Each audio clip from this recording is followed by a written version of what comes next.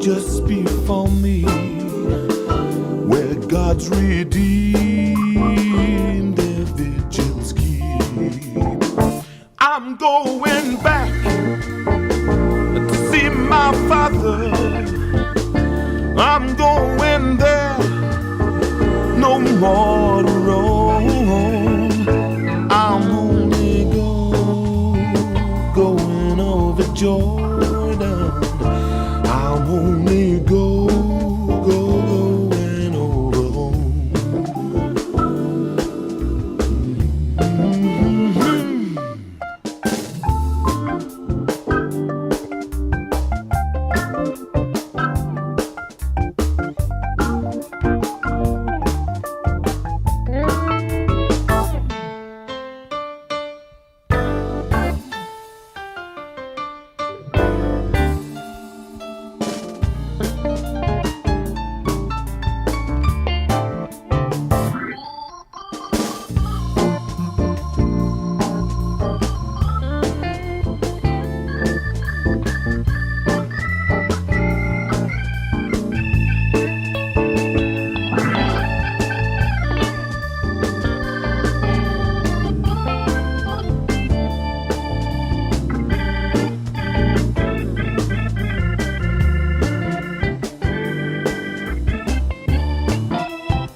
Well, I want to wear that crown of glory when I get home to that good land.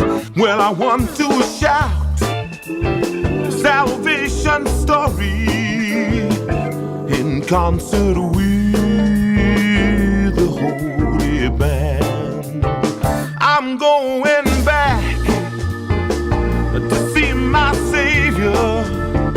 I'm going there, no more to roam. I'm only going over Jordan. I'm only going over home. I'm only going over Jordan. See my mother. I'm going back to see my father. I'm going back to see my Savior. Going back. No more to roam. Oh, there's no sickness, not time, not danger.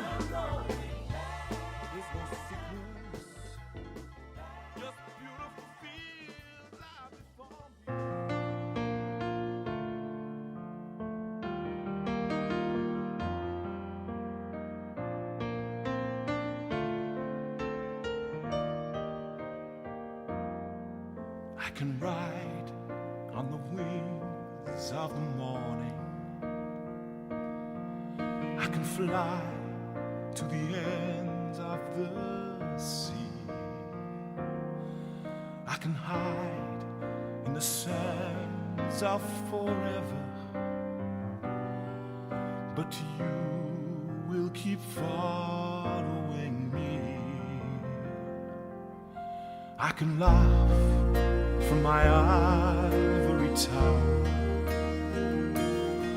making plans for how great I shall be. I can sleep in my dreams of the future.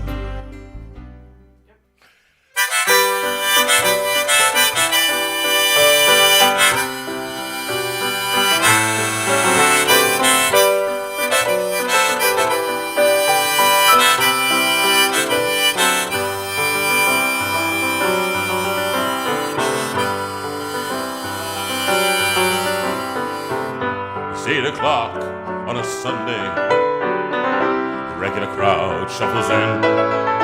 There's an old man who's sitting next to me, making love to his tonic and gin.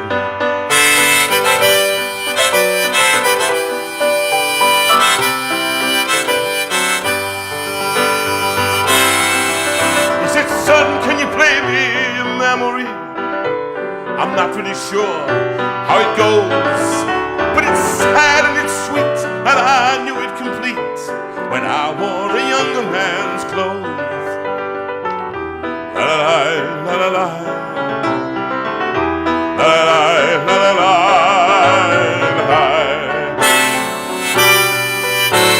Sing us a song, you're the piano man. Sing us a song tonight. Well, we're all in the mood for a melody, I hope you are, and you've got us feeling all right.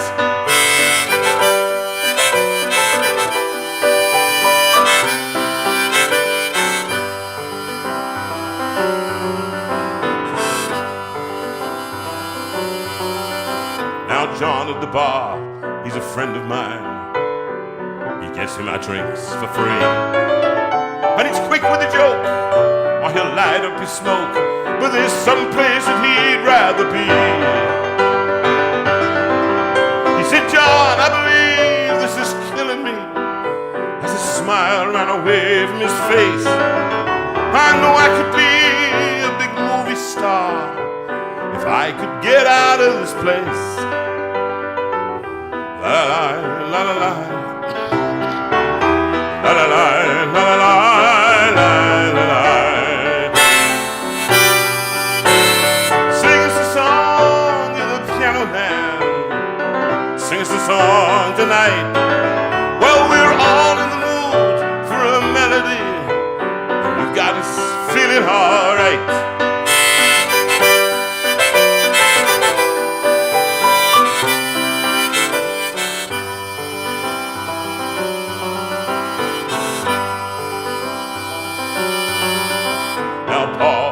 Real estate novelist who never had time for a wife, and he's talking with Davy, who's still in the Navy and probably will be for life.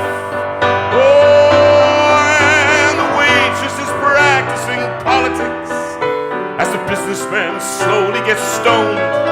Well, they're sharing a drink they call loneliness, but it's better than drinking alone. La la la la la la la la la la la la la. Sing us a song, you're the piano man. Come on, sing it there. Sing us a song tonight. Well, we're all in the mood for a melody, and you've got us feeling all right.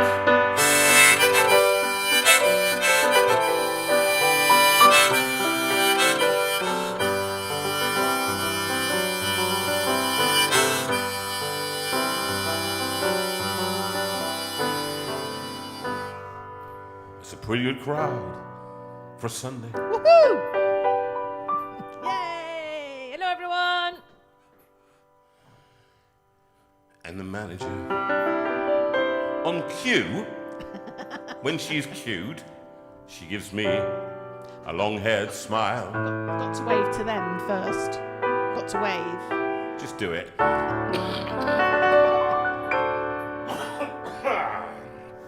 Because she knows that it's me. 2 years, 90 shows. This is show number 91. After 91, she knows that it's me.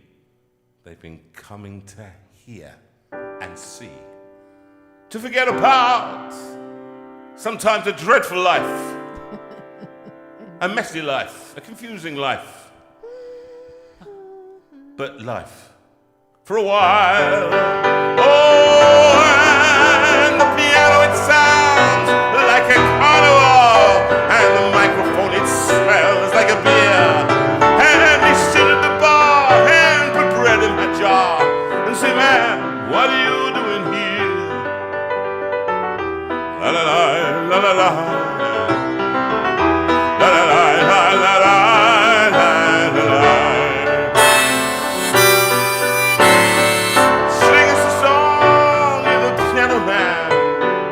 Sing us a song tonight.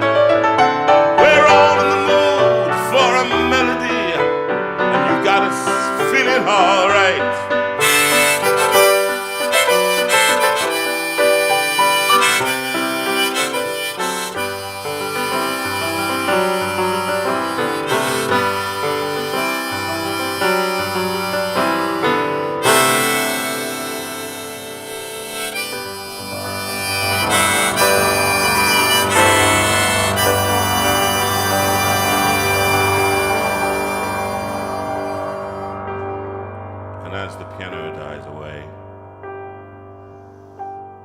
dying away. It's dying away.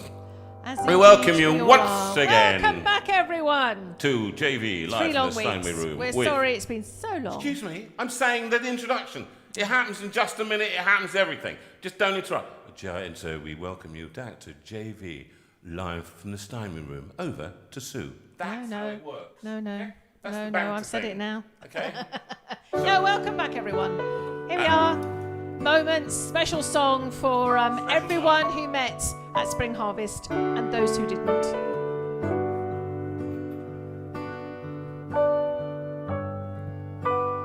These are the moments that we love so well. Precious moments caught within a spell. All too soon our lives, they fade away. These are the moments that we wish would stay. And if I had my life to live again, I would choose to be with you, my friend. Time moves slowly and it goes so fast, and who knows how long the days will last. So cherish deep within you the love you get today, and let the moments linger, for tomorrow steals that away. Tomorrow steals that away.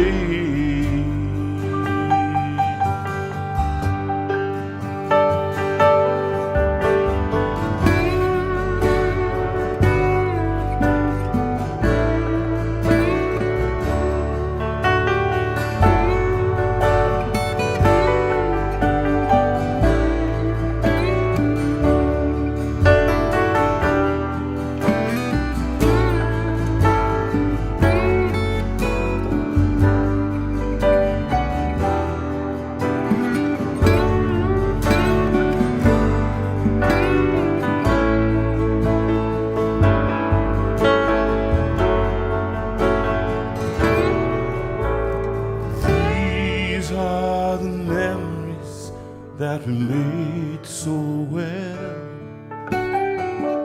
Lives like stories that we long to tell. When we're old with not too much to say, we'll have the memories that we made today. We'll have the memories that we made today.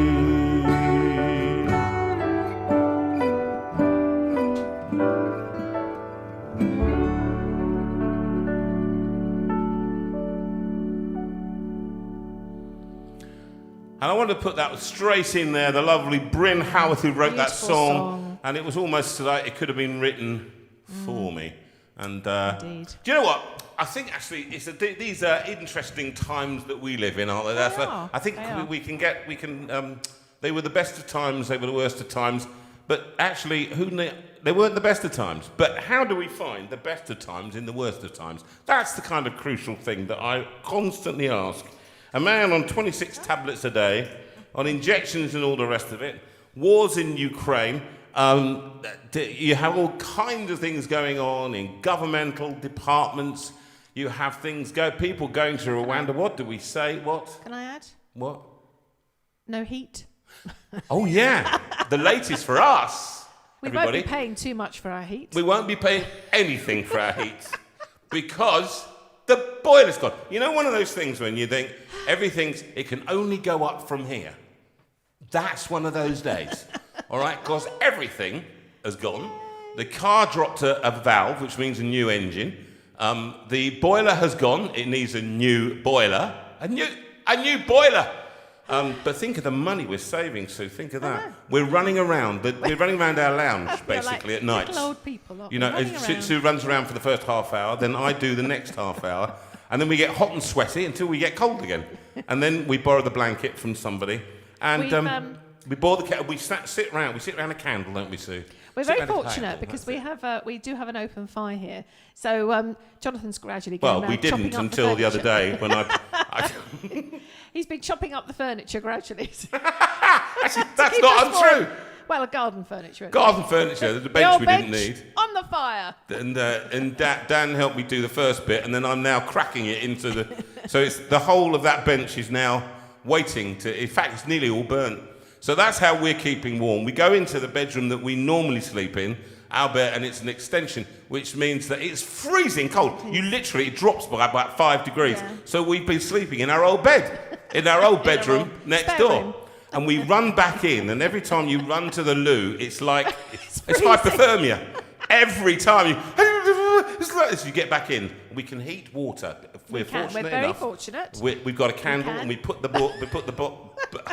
underneath the bowl and heat it up, and then we take it in turns to dip our head in, and it's great. And it teaches us humility, doesn't it? So it's got a long way to go. It is. However, we've got the lights here, which is good. We've got electricity.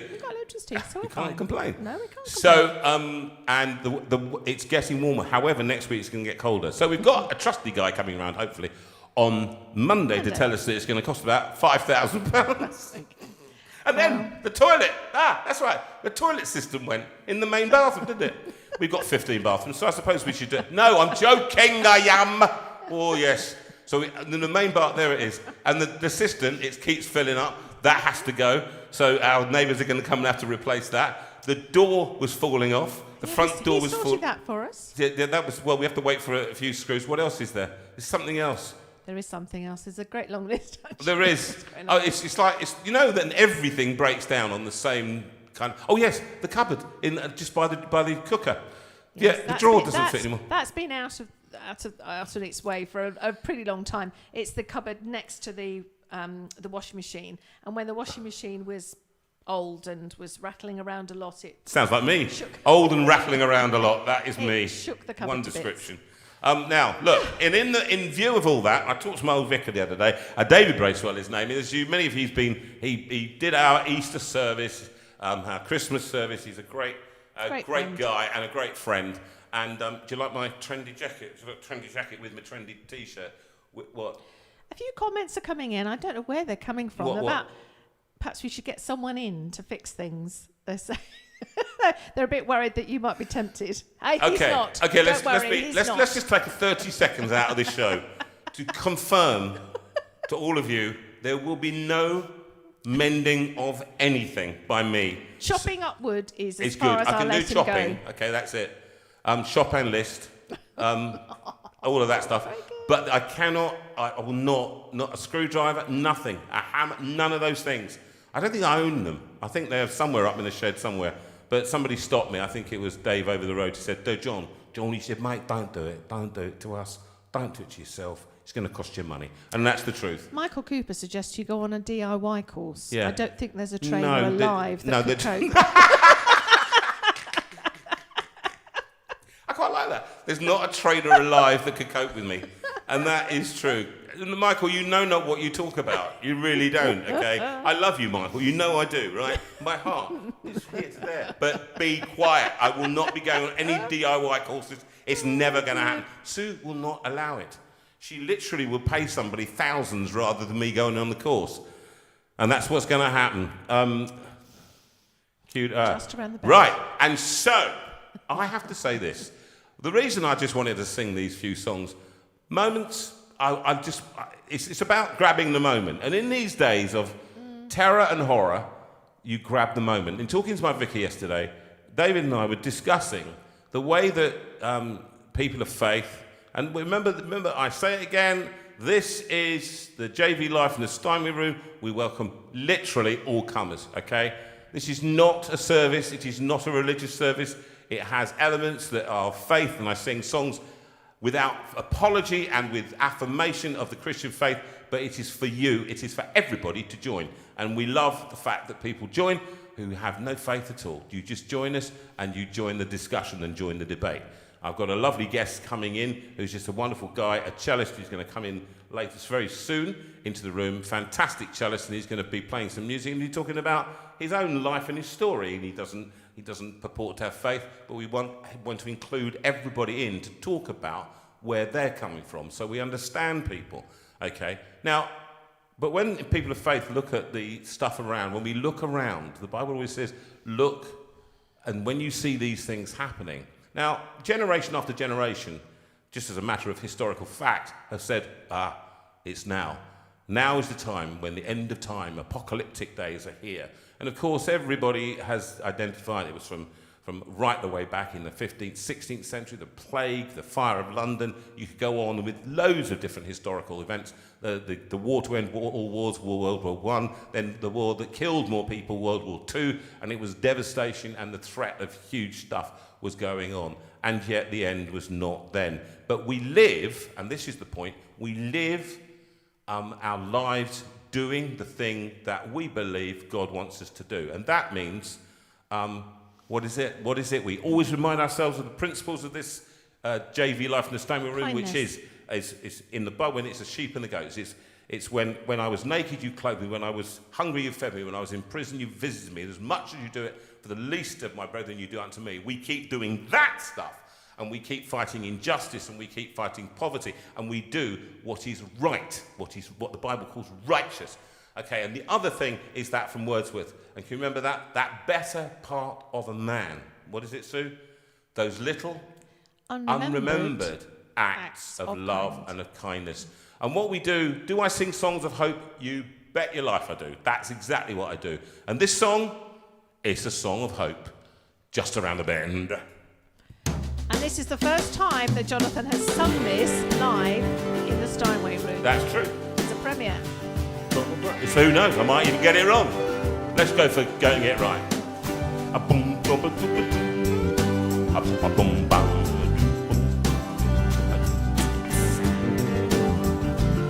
And you can join in if you know it. Been a long time traveling down this hard and rocky road. We're all just trying to survive, walking together and sharing the load. Yeah, doing all we can to stay alive. I believe the journey's nearly over. I believe these troubled times will end. I believe we'll find a better place just around the bend. You can sing that bit, definitely, just around the bend. Ready?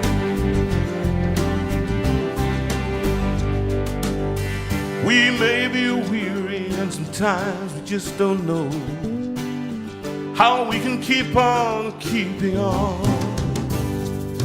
Take one day at a time and trust that history will show. When we're united, we are strong.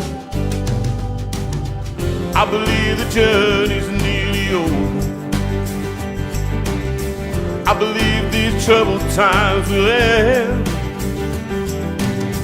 I believe we'll find a better place just around the bend. This is what we try and do in this community. So take care of each other, for we all need a hope that heals, a love that mends.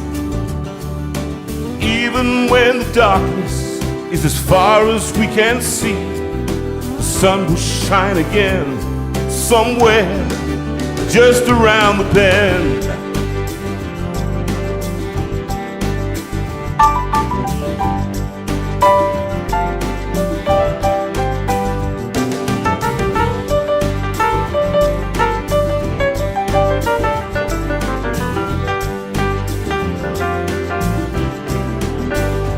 So take care of each other, for we all need a hope that heals, a love that mends. Even when the darkness is as far as we can see, the sun will shine again somewhere just around the bend. Just around the bend.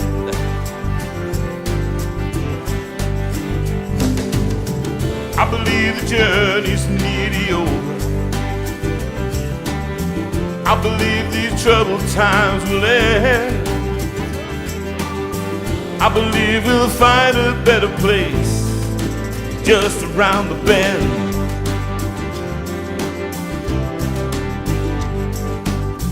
I believe we'll find a better place just around the bend.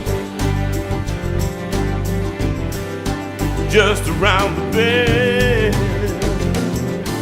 Boom, boom, boom, boom. Thank you very much. That was great. And I have to tell you that actually people were missing the video. No, they loved it. They did love it. You see, this is why, okay, this But is they why. missed the little boy. They missed the little boy running out. And the dog. And the dog. We did miss the dog. You're all very sad. I'm doing this live for you, and you prefer to see the video. No, I didn't Well, say that. that. They said they were missing them. There you are, Rachel. It's your Rachel who mainly did that video, and now she's thrilled because next time you can jolly well have the video, all right? I wanted to do that because I wanted to actually do something really positive. Yes. I want to do a couple of songs. One is with the piano, and I've only just learned this one. And it's for Colin Richards, and it's also for Sylvia Newman. I hope she's listening. She is. And she reckons that the rest has done you good. No, right.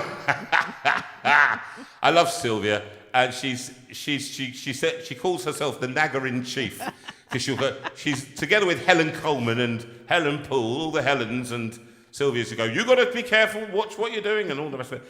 And yeah, I'm better. I've still got this annoying cough that has stayed on for weeks on end, actually. And many people, for you, that's the kind of thing that's lingered. And that is annoying. But apart from that, I have to say, when I did it, I had it, I was in bed one day, not 1.5 days. I felt not too bad. I've had a lot worse flu. And so when people say, somebody says to me the other day, oh, well, you know, I got a cold, but at least I feel quite bad, but at least it's not COVID. Actually, people, if you feel bad, sometimes COVID is a lot easier than bronchitis. Yes, trust me. All right? So don't wish yourself to get iller, but with at least I've got real flu. It's not at least I've got real flu. Just be grateful. And when you've got it, take your paracetamol and rest a bit. Certainly with COVID, the resting is what we've been doing. Now, this song, what? What? Well, Gareth Hill suggested that you stick your head out the window with a fan blowing instead of the dog. And then someone pointed out that you wouldn't have any hair to flow in the wind. Do you know what? I will leave the room. It'll be Suvi in the Steinway room on her own with the piano. It's going to be a very short evening. Oh, you've got the test card for showing off. There it goes. Thank you, Rachel, as always. Now this one, I've tried to learn this. I hope I've got it. We were doing it earlier, and I'd said to Sylvia Newman I was going to do this. But when I did this, I forgot. There were so many people who've been in hospital and not been well. They've had treatment for cancer. We think of Lynn tonight.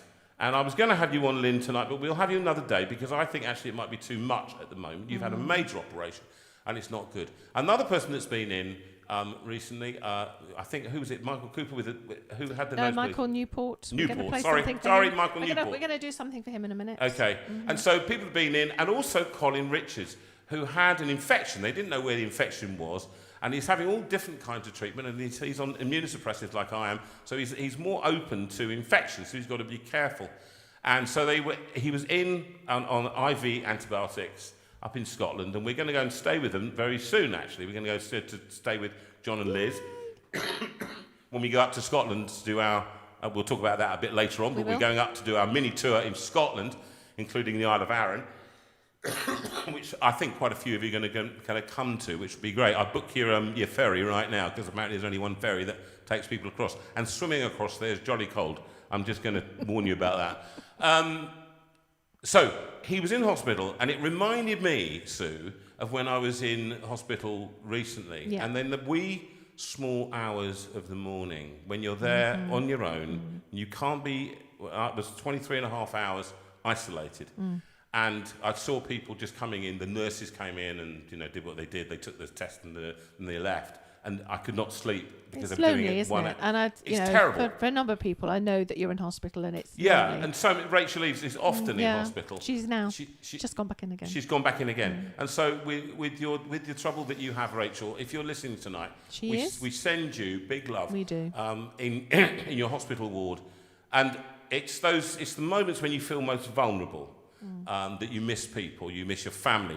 Now, if you substitute when you think about the girl, you think about your friend, think about your wife, think about your husband, and I think that's one. This one is for Colin. Don't worry about the cough; it's just a kind of a thing that's been going on. Just a little bit dry, and we've been out all day, which I shall tell you about a little bit later, about 15, 20 minutes when I find that my extra guest is in. Okay, right? yep. Okay, let me know. Yeah, we'll let you But know. this one is for, and this is the first time doing it, so let's see whether it will work. A little bit of old Blue Eyes.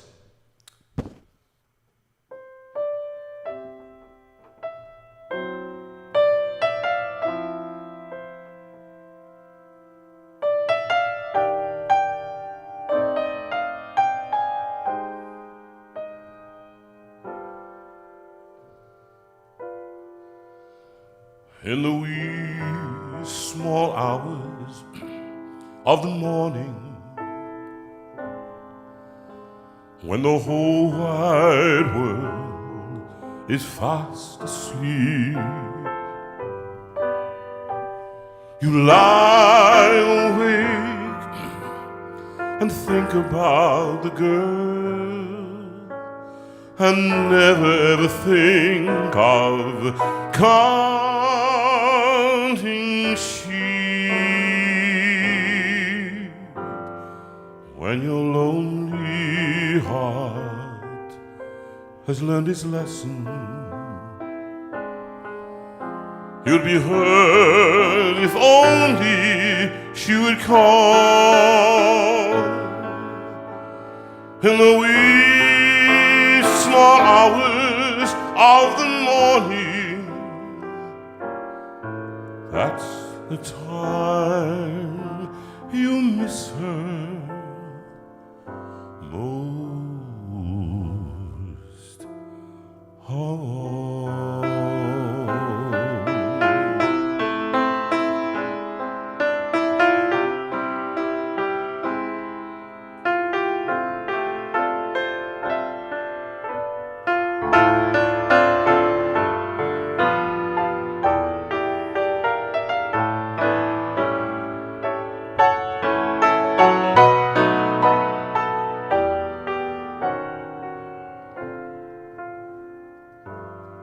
When your lonely heart has learned its lesson,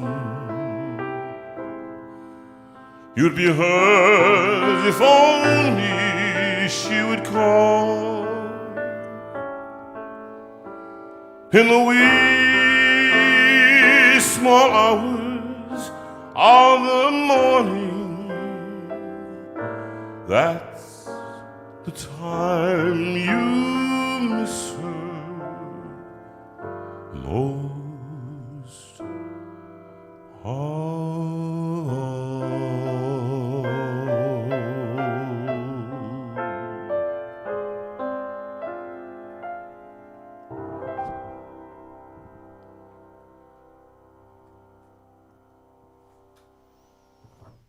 Ooh, that was rather lovely. Do you like that? I did, yes. I'll learn did. it soon. No, Well- it really did sound lovely. It sounded And nice. even though I know that you played it for the first time at about 25 to 8. Yeah. You must stop doing this to us. I know. Now, but here's another one. And it is on the backing track. I'm going to use the backing track for this one because if Rachel, you're standing by for this one. I think I always love this. This is probably my favourite. It's weird, isn't it? We have favourite tracks. What's your favourite track? Tell me what your favourite track is on the... just too many to choose from. Yeah, but we've got 3 albums that we released, all thanks to you. About 36 songs or 35 songs. 36. I don't know if we had 12 on each one. No, but 13, 11. Right. Okay, so there we go. So it's 36 songs. Tell me, write in now and tell me what your favourite one is. And I don't know, because I suppose I love jazz. Not everybody loves jazz, but I know there are many people out there who like pop, what we call pop jazz. And pop jazz is more accessible. Would you call that jazz? I would have called that a sort of more a ballady type It's thing. interesting. Not jazz. Oh, yeah, not... Rachel is writing. She can speak to me here. She's writing, not jazz. She hates jazz. She likes MT, musical theatre. That's what she likes, things like that. You see, and I know all that. Well, I'll do some musical theatre in a second. But this one is probably... Mainly because Mark and I, we recently, Ronnie Scott's, December the 15th, I went with Matthew and son Nick. Dan couldn't make it, and he was still teaching. And we went up to my birthday, and it was up to Ronnie Scott's. And I love Ronnie Scott's. It's just the best jazz club in the world. I just love it to bits. And we listened to some fantastic young players. But jazz is I suppose, my second love. I was listening, interestingly, and I'll tell you about that in a minute. We were in the car and why I think why I did opera in the end. Mainly, I think, because I wasn't clever enough to do jazz. Here's Mark, Arnie, and Darren Beckett playing Autumn Leaves. And who's this for, Sue? This is for dear Michael. Michael, you've been in hospital and you identify with people feeling lonely, but you're out, and hopefully your nose is much better. Michael Newport.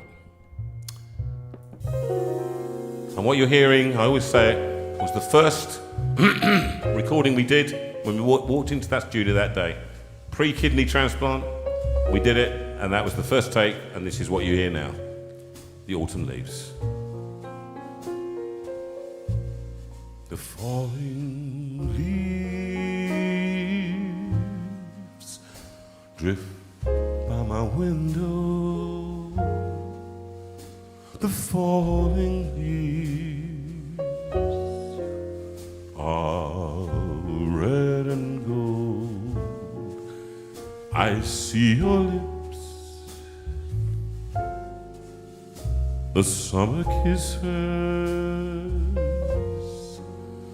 the sunburned hands I used to hold.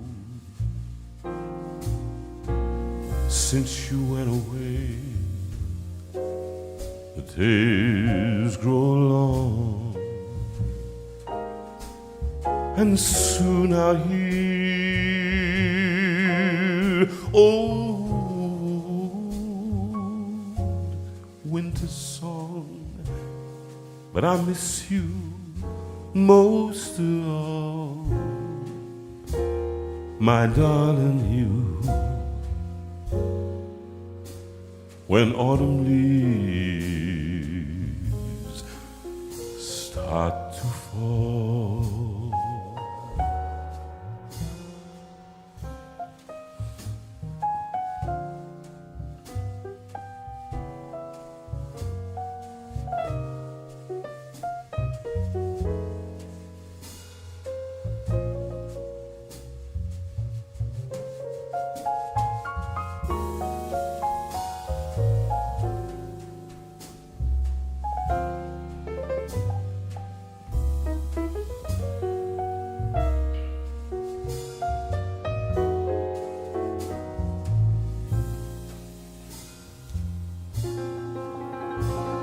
Since you went away, the days grow long, and soon I'll hear old winter song.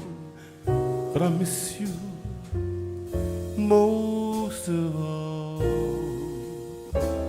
my darling, you.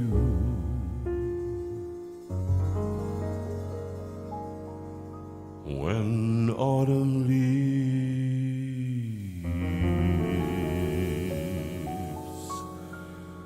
start to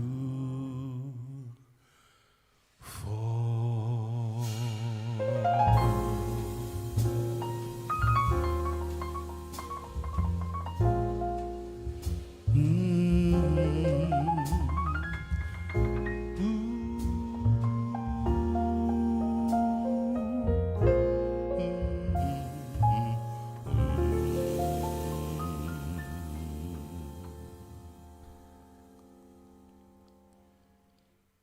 It's quite interesting, isn't it? I've always alighted on sad songs. You remember? I mean, it's You're just melancholy by I am a no. I love. There's almost more, in happy songs. I know Chris Steele likes "Oh Happy Day, oh Happy Day, oh Happy Day, oh no no no no when Jesus wild." And that kind of funky up tempo thing, and but I always, as a child, I always liked to sit in a darkened room. You can get lost in a sad song, can't you? You can. That's what you do. You remember this? Tell me that you're leaving. Oh. I can't You're singing believe your it's song. true. Girl, there's just no living without you. Don't take your love away from me. Don't you leave my heart in misery. 'Cause if you go, then I'll be blue. Breaking up is hard to do. Remember when you held me tight and you kissed me all through the night. Think of all we've been through.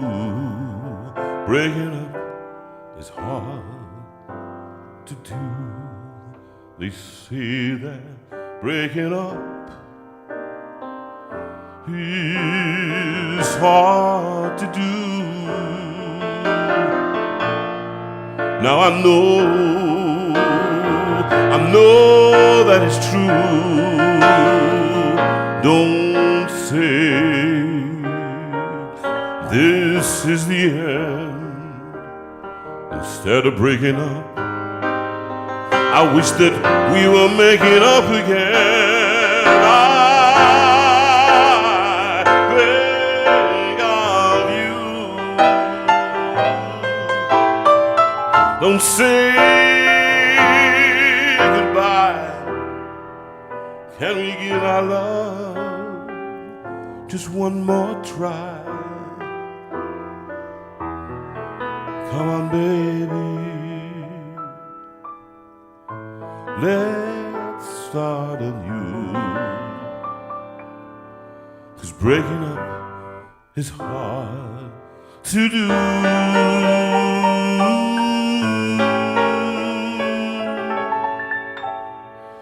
Yes, breaking up is so hard to do.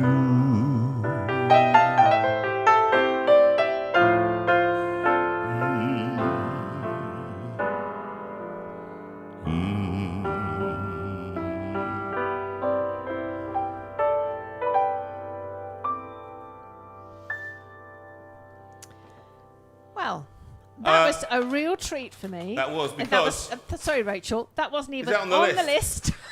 He hasn't sung that for 25, 30 years. So Gareth Hill said that Neil Sedaka is a very underrated songwriter. Oh, and can I just say hugely that so. when Jonathan and I met, we were talking about the kind of music that we liked. And we were the only two people that we knew that actually liked Neil Sedaka's songs, and actually that one in particular. So that's quite a special It is, one. isn't it? You've forgotten that, I know. But. No, I do remember it well. Is a certain person in yet? And not quite, I don't think. I'm just going to check on him. Just check on him while I see hang on a minute. Hang on a minute. Is he in? Yes, he's in. He's in. He's in. Okay. There In which he case, is. Oh, he's walking around. There he is. there he is. Right, here we go. Hey, yep. Can I see him on the? So I'm just going to show you a couple of now. Rachel, are you up for the videos? These 2 videos. I'm just going to show you something that we went to today, and then we're going to interview a little guest. Okay, let's just tell you where we've been. On the screen eating. Here we go. Oh, here we go. Here we go. Whoop. Come on. 2. Come on, Nick. 3. Yes, mate. Come on. 4. Good, mate. Come on.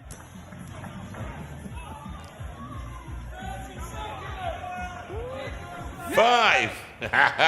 Jeff Capes, eat your heart out. That was a very long minute, wasn't it? 6. Good. Yes. Yes. Push it. That was when I thought you hadn't got it. Go on, Nick.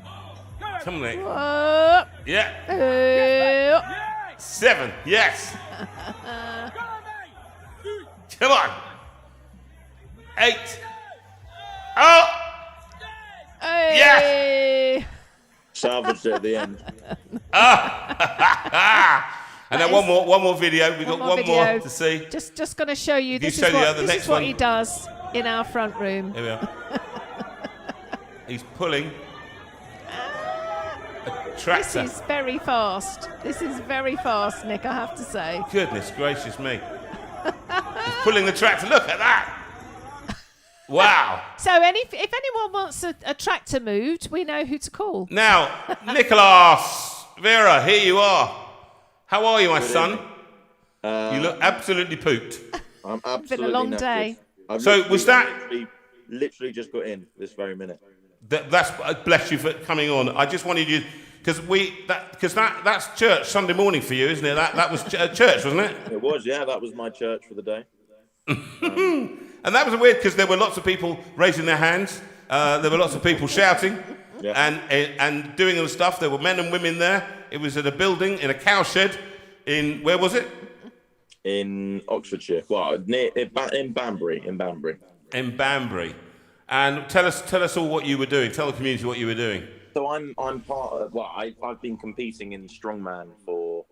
Well, that was the first time, but it was I was basically competing as a strongman for the first time, and we were doing lots of various vigorous lifts, and yeah, it was a full day, 5 different events, all very heavy. So you got things like the first thing you saw was a log, which is 80 kilograms, which is clean and press. And then you got the tractor pull, which I don't know how heavy a tractor is, fairly heavy. It's about 5 tons. About 5 there we tons. go, about 5 tons. And then other events such as like there was a keg. You had to move big kegs that weighed sort of like up to 130 kilograms and that sort of thing. That's 220 pounds for those of you who don't do kilograms.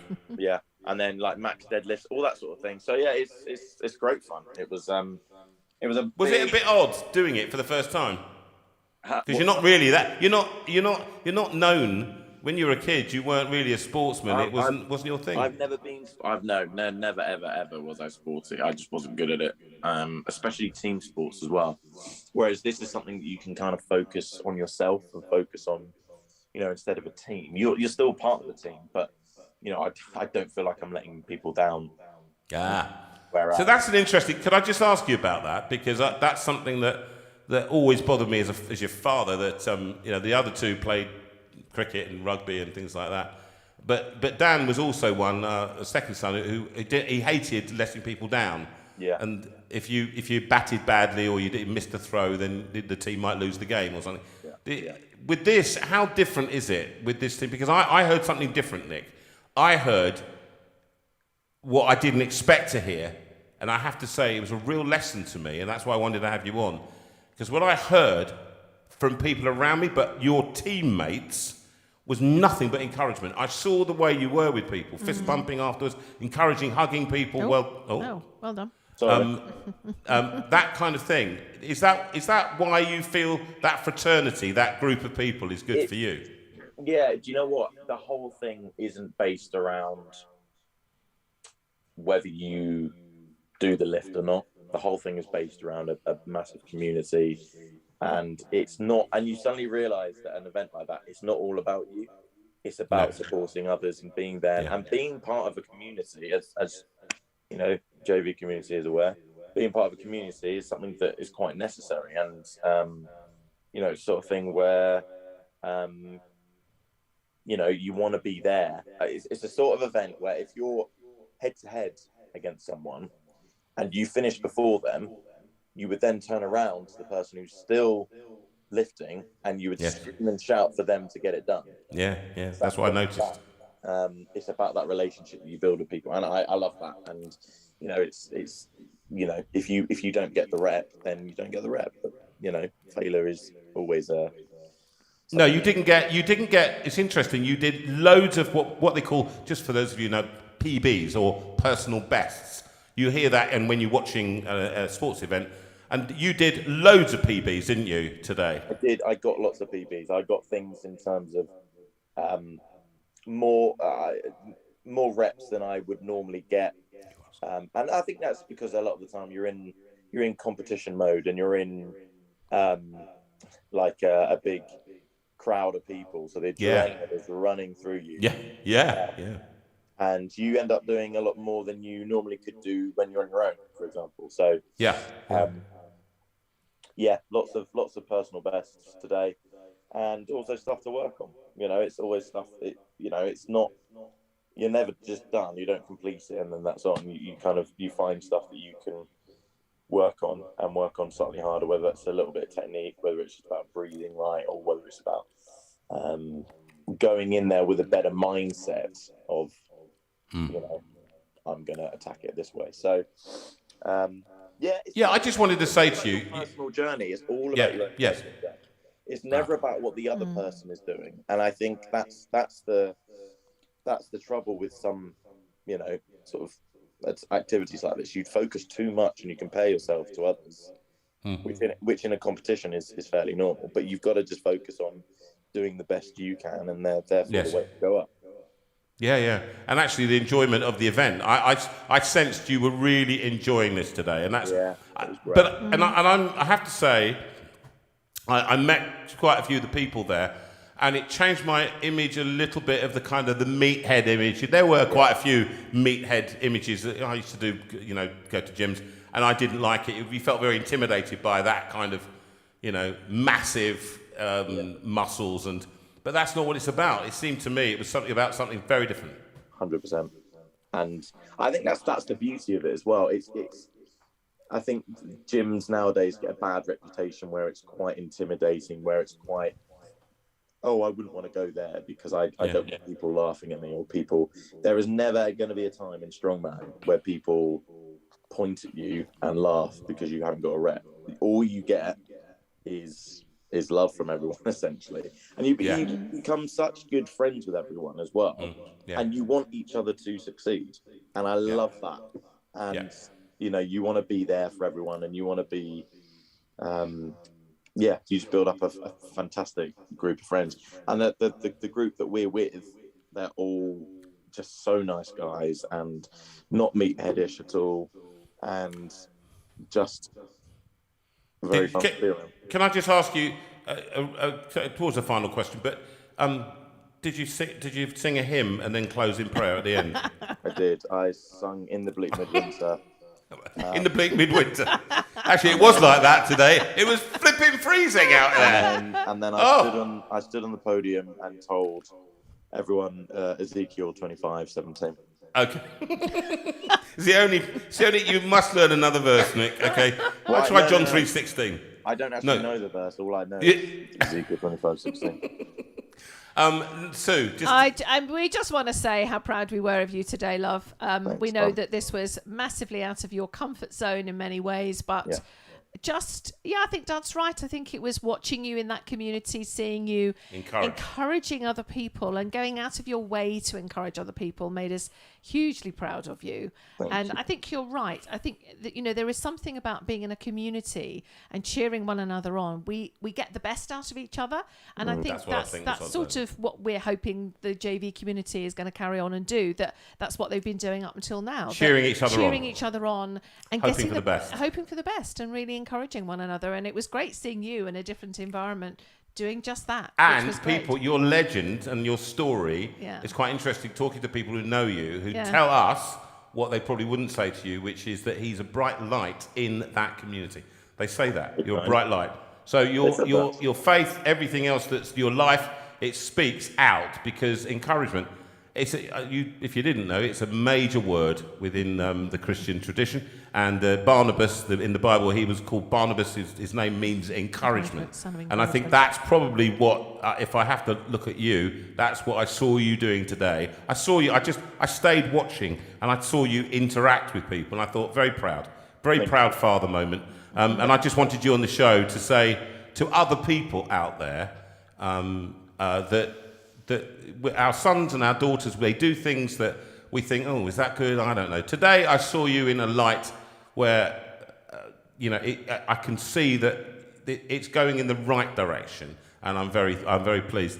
And I hope people like you can be an example to the meatheads amongst them, actually, so that it's not about shouting and screaming. It's about encouragement and building up people and saying you can do this.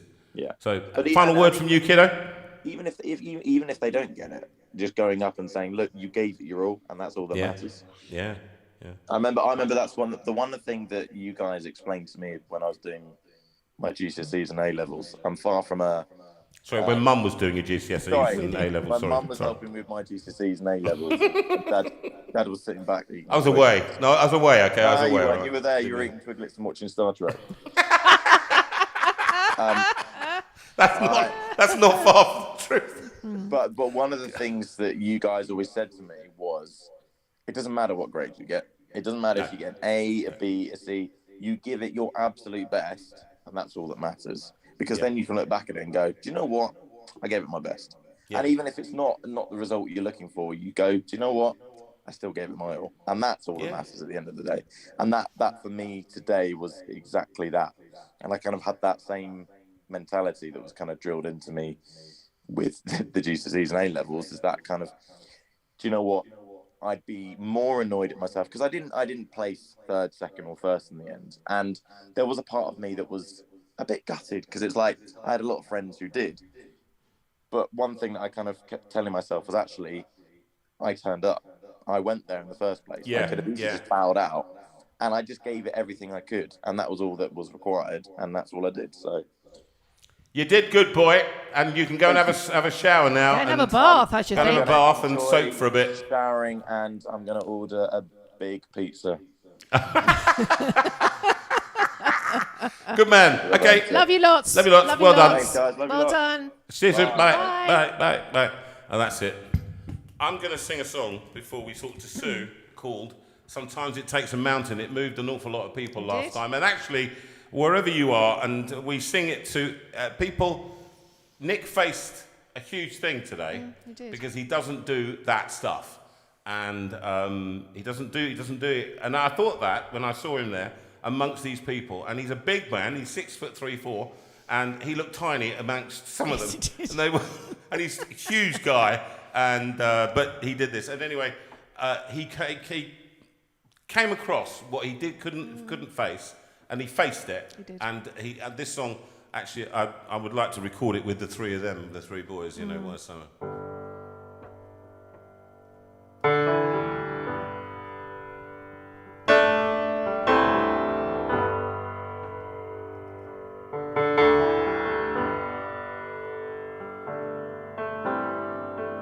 I faced a mountain I've never faced before.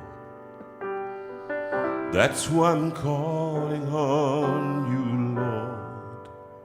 I know it's been a while, but Lord, please hear my prayer.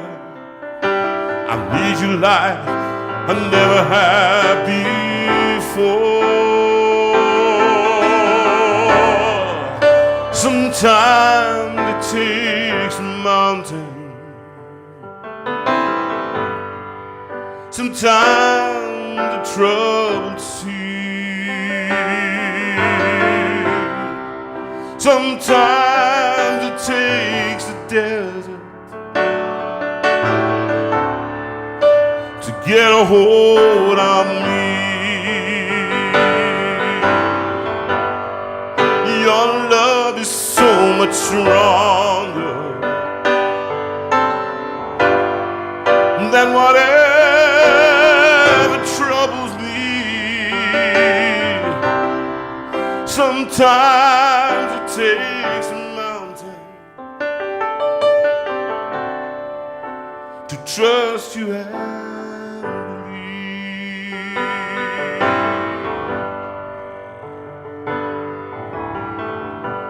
Forgive me, Jesus, I thought I could control whatever life would throw my way. This, I will admit, has brought me to my knees. I need you, Lord, and I'm not ashamed to say, oh, sometimes it takes a mountain, sometimes a troubled sea, sometimes it takes a desert to get a hold on me.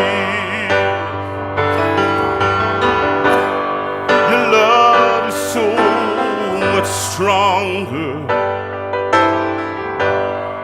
than whatever troubles me. Sometimes it takes a mountain to trust you and believe. Sometimes it takes a mountain to trust you and believe.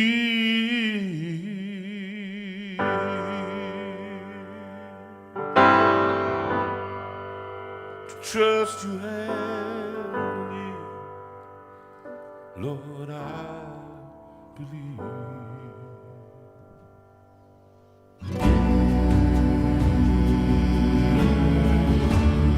In a minute, we're going to be talking to lovely Sue Strawn.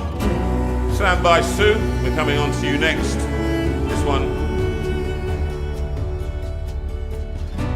You call me up upon the waters, the great unknown, where feet may fail. And there I find you in the mystery. In oceans deep, my faith will stand. And I will call upon your name. Keep my eyes above the waves. When oceans arise, my soul will rest in your embrace. For I am yours, and you are mine.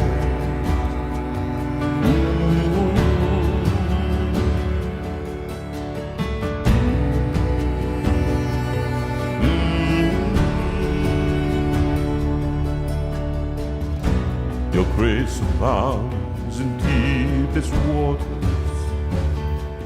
Your sovereign hand will be my guide. Where feet may fail, fears surround me. You've never failed, and you won't stop now. So I will call upon your name. Keep my eyes above the waves. When oceans arise, my soul will rest in your embrace. For I am yours, and you are mine.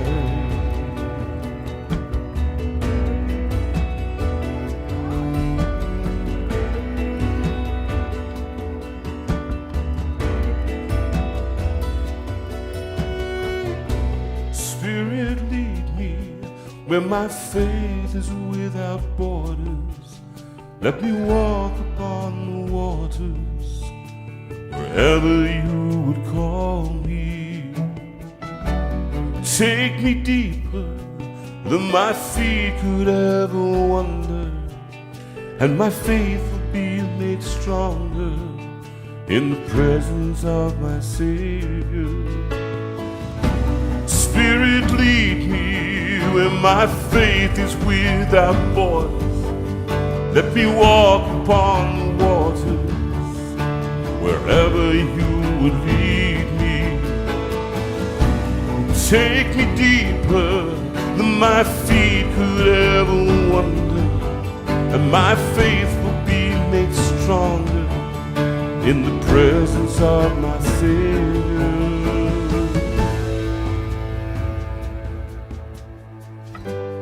I will call upon your name. Keep my eyes above the waves in ocean deep, and I will call upon your name. Keep my eyes above the waves in oceans deep. My soul will rest in your embrace, for I am yours, you are mine. Ooh.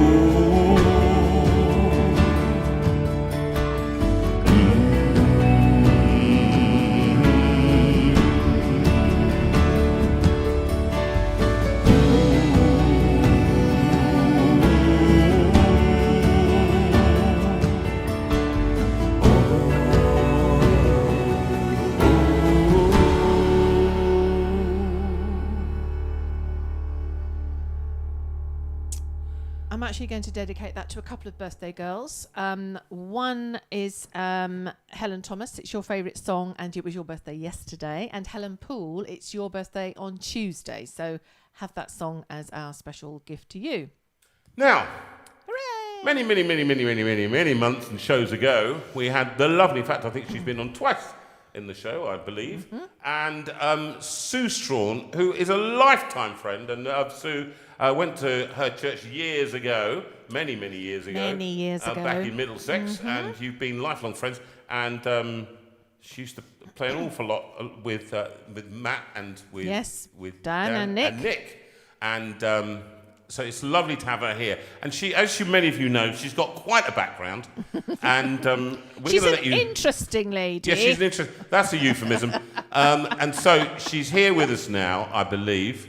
And Sue, you do this interview. I'm going to... Sue Strawn, hello. I'm going to leave you to the safe hands, the much safer hands of my wife, all right? Thank goodness for that. Yeah, I thought you'd say that, Sue. Hello, Sue. How are you doing? Hi there. Hi. Thank you for waiting so patiently. That's all right. Now, Jonathan sort of said it was many years. I think it's 50 years that we've known one another.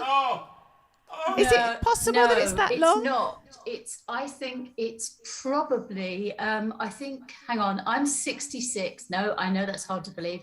No, actually, I think that's perfectly... Stop it. What, I'm just saying. Stop interfering. Can anyone switch his microphone off? No. I was 17 or 18 when I started to go to Laleham Church. Okay. And I learnt to drive when I was 19.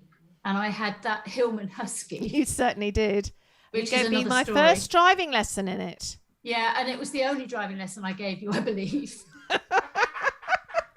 It's too fast. I can't go any faster. Go into third, Sue. Just go into third. Try and listen to the engine. What I should probably add for some of your viewers and guests is that whilst we did meet through the church, I've since gone the way of backsliders. I remember we used to call that. You're right in the back row. Sitting in the back row with the backsliders. However, I have a very good life, and I personally don't have a faith, but I hope that won't stop people listening in and hearing my story. No, absolutely. It's why I like to stay in the JV community, is because, this world is made up of an awful lot of people with an awful lot of backgrounds and an awful lot of faith, different faiths and beliefs, and we can all share together. So that's me. Well, we're just delighted that you're just hanging on in there with us, Sue, and really glad that you're part of this community and that actually you've made friends with various people within the community, which I think is fantastic. Yeah, it's a lovely aspect of it, which is great. Now, Sue, for those who perhaps have joined the community in sort of more recent years, tell us why we've had you on the community in particular talking. Because you've been short of guests and desperate. No, sorry. Because I live with vascular dementia. I was diagnosed in 2014, having had symptoms for 2 years, 18 months to 2 years. And I had one of those light bulb moments after 18 months of being thoroughly depressed about it and feeling that, life was no longer worth living, literally, that I should perhaps get up off my backside and do something about it, because dementia is a hugely it's a complex series of diseases. And one of the things that I felt that I could do was perhaps raise a bit more awareness and, if possible, at the same time, raise some money. And that's how I got involved with Alzheimer's Research UK. I ran a marathon in 2018. I'm not a runner. Apparently I am a runner now, because I've run a marathon. But I hooked up with that charity who literally do what it says on the tin there. That tin there. It's not a swear box for anyone who might think it ought to be, because if it was, it would be full. But not tonight. Okay, I'm on my best behaviour. But yeah, so I got involved with that charity, and I have met so many amazing people. I was thinking only this morning and sharing. We've got a group of us. Who keep in touch with each other, and we've all met because we either are living with dementia or we're runners, and most of the runners have got family members with dementia. And what a supportive group it is. It serves the same role, has the same role, if you like, as the JV community. It's a safe place. It's a place where people can share stuff about what's happening to their family members. It's where other people can perhaps give advice or ask for advice. And one of the things that's been happening for me lately is that I've realized that I've just got to be more honest with people.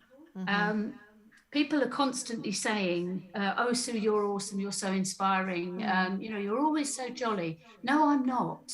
The last few weeks have been really bad, and whilst I don't want to put a dampener on tonight, I want to talk a little bit about the realities of living with dementia. And don't get me wrong, I am very, very fortunate. I'm in the early stages of vascular dementia, which is a stepped progression. Yes. But I am deteriorating. There is no doubt about it. And one of the things that I am painfully aware of is when I do my talks and I talk about living the best life I can with dementia, I know that there are so many people out there who have a loved one who is not in that situation, who are possibly in a care home, possibly live-in carers, can't communicate, doesn't understand stuff. So I don't want people to think that I'm gloating, because no way am I gloating. No. It's more about saying this is the reality of it, and while I can do stuff, I want to do stuff. Yeah. Hence, the madcap fundraising from time to time. But just sorry to add a bit more about what's been happening lately. No, do. My partner Sheila, who is absolutely my rock and support, and She is a saint. Yes, we she know certainly that. is, in the same way that you're a saint, because Exactly. I don't know if this is true or fair, but I often think Jonathan and I have very similar personalities. Yes, you do. Don't you dare say such a thing. I'm Crawl back calm and and- collected. Crawl back under your stone.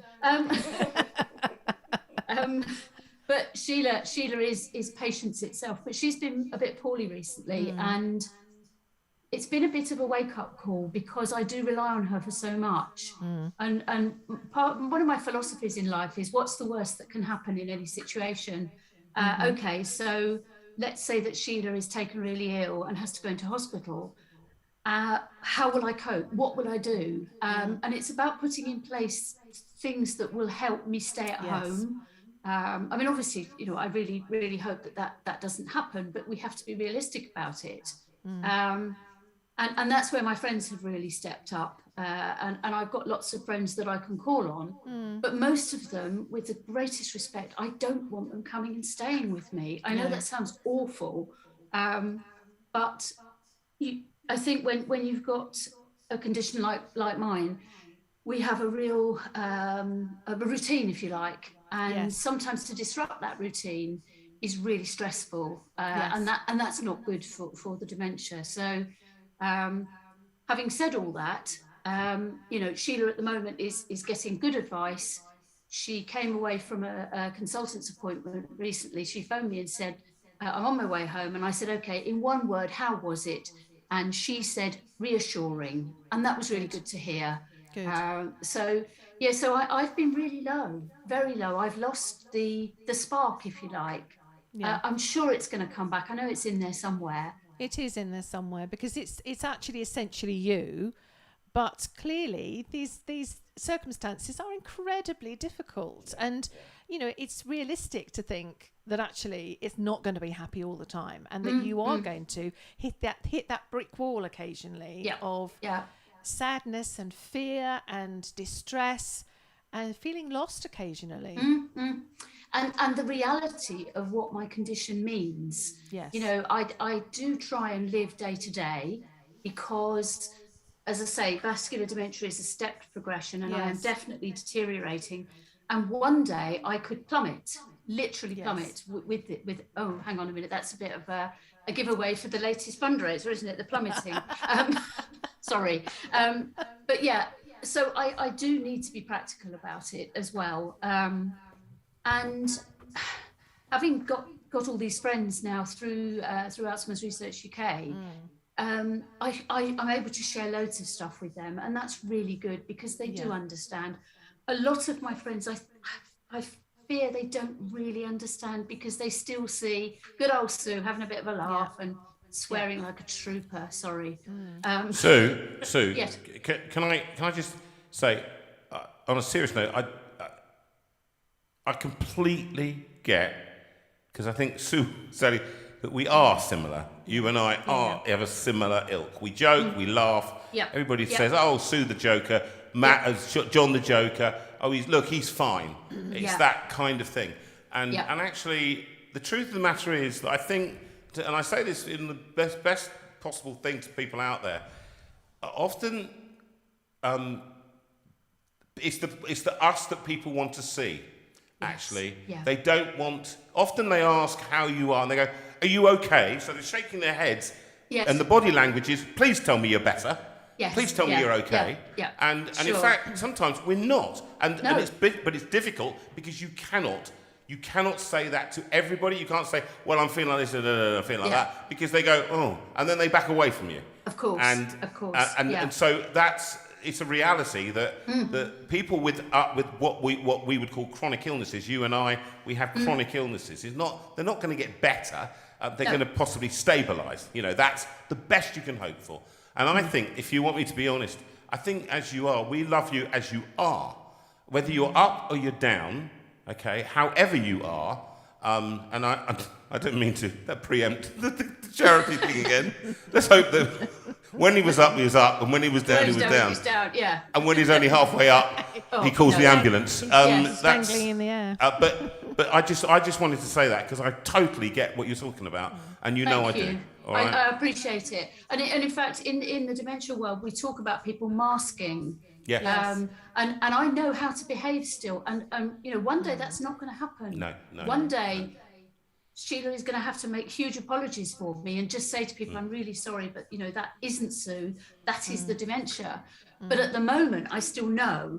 And in fact, one of the things I've started to do in the village where I live, lovely, lovely villages, all very friendly, all very supportive. Yes, lovely it is. And recently somebody came round and Sheila and I had just had a bit of a spat, as one does. As one does.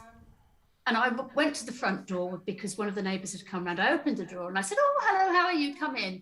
And after she'd gone, Sheila said to me, you have no idea how upsetting I find that you can switch it on and off for other people. But, you've just been shouting at me. And the shouting is part of the dementia. But again, because I know I'm doing it still, it's really hard. I can't stop doing it. No. But afterwards, I can feel really lousy for having been like that. So what I have now started to do is if neighbours ask me how I am, I will sometimes say to them, do you really want to know? And usually they say, well, of course. And then I tell them. And for some of them, it's been quite a shock, I think, because they say, oh, but you always seem so jolly. And I said, you only see me when I am okay. I don't go out to coffee mornings, etc., if I'm not having a good day. So, Jonathan, I agree with you entirely. I think if people say, how are you? I think we should be more realistic. And if you don't want to know how someone is, don't ask. Actually, I think that's okay. One lady in the village who I discovered afterwards works in mental health. And she said, oh, I haven't seen you for ages. How are you? And I said, oh, do you really mean that? And she said, absolutely, I do. So I told her. And we had a wonderful conversation. Yeah. And she said she hates it when you see someone in the supermarket and they say, oh, hi, how are you? And carry on with their shopping. Yeah, they're not asking. But I think actually, maybe Sue, sorry, Sue's going to ask a question. I'm just going to say, maybe Sue always says, look, you just have to let that one go like a cloud that passes. People mainly, you have a very small band of people, particularly when we have, and I think those of you who are out there in the community know this, there's a very small band of people that crowd around you during these tough times. It is only tiny. There might be many thousands of people out there going, yeah, we're really concerned about you. But we found a lot of people backed off because they couldn't cope with the answer of how am I? Because they don't want to hear. So it's okay. I kind of feel, the people that do care about you, Sue, are going to be there. And I think that's what's beautiful. And you have highlighted many times for us on this show, living with, because that's what it is. You're living with dementia. Yeah, you and so is Sheila. No, Sheila is living with it as well. Yeah, in the same way, Sue, that you are living with it through your mother. Yes. Yeah, exactly. And other people will be living with it. And that's something that Sheila is very, very keen on raising awareness of, is carers. Yeah. The unpaid carers in this country who are saving millions of pounds and at what risk to their own health and mental health. Yes. I have shared a link, and I don't know if it's appropriate for you guys to share it, but I've got a YouTube channel, just a tiny one, for my own ego as much as anything else. But it's quite a large one then, really. Oh yeah, huge. There's a link on there no, that's not the link you've just put up. Sorry, it's the link to the YouTube channel, which I did send in an email. Don't worry if you haven't got it, but we can pop it up later. We'll put it on the Facebook.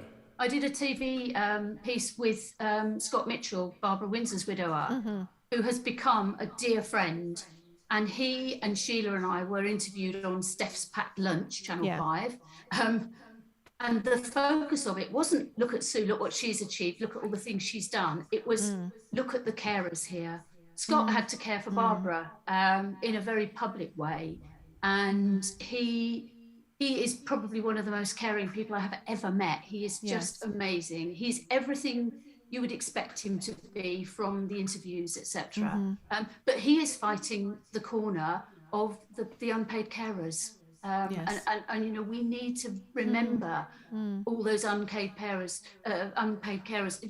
All of those of you here who are watching, you know, I'm sure a lot of you are unpaid carers. They are. Yeah, I'm sure there are a lot of you there, and you know how hard it is. Yes. And your own mental health and your own health is paramount, because, as I say, if Sheila's taken ill, what happens to me? I know that anxiety. That anxiety does occur to you, and it occurs to us, and it occurs all the time. You're thinking, what will happen when? What will happen if? And sure. I mean, you can only, but Suma, again, the only thing I would say, you can only live with what you're going to live. You've got what you've got now. I mean, it's today. You have to try and be today. Tell us a little bit about, because time is going on. Oh, sorry. Tell us a little bit about, no, it's great hearing what you're saying. And I really wanted this realistic stuff. I'm having a guy on who's going to be talking about manic depression and alcoholism. And he said, do you mind if I talk about this? I said, no. He said, is there any off-limit stuff? I said, apart from swearing and screaming, no, you can say what you like, because I want people to see how it is, how it really is for you, not how it nearly is for you. Sure. And that's been brilliant. Just tell us about what you're doing, what this thing about jumping off. Now? What you're doing, for goodness sake. Let's face it, you've done the marathon. Yes. You've had a tattoo done. Yes. You've had your hair shaved off. I'm very pleased to see it's grown back again. Yeah, it's lovely, darling. Lovely. I've run 2 half marathons, and I've raised £26,000 for Alzheimer's Research UK. Amazing. Phenomenal. And this year is the 30th anniversary of Alzheimer's Research UK. And I thought, wouldn't it be great to get to 30 by the end of this year? And I may be able to do that. And I am so grateful to people, because, you know, there are huge demands on our money at the moment. I absolutely get that. And for me, raising awareness is much more important than the money. Yes. The money, of course, is helpful. So I am dropping 262 feet from the Orbit Tower in the Olympic Park. Yes, that's it. Yes, see, I've forgotten already. In the Olympic Park. I have a fear of heights. Yeah. But I thought, you know, why not do it? I can't sit in a bath of baked beans because it's a waste of food. I can't. No, you could take them home with you, darling. You could always, couldn't you? Probably Tupperware not. dishes, darling. Tupperware dishes. What are you thinking about? I can't swim, so I can't do a swimming challenge. I'm not allowed to do parachuting, thank goodness. And somebody suggested a sponsored silence. No, that would be impossible. So you wouldn't get any money. No, exactly. So I'm doing this. I'm doing this with Peter Berry, who was in the restaurant that makes mistakes. Yes. And again, I have sent you the link to that for anyone who hasn't seen the programmes. It's 4 years of your life you'll never. 4 years, 4 hours of your life you'll never get back. But a wonderful TV series showing that those of us living with dementia can still do stuff. Mm-hmm.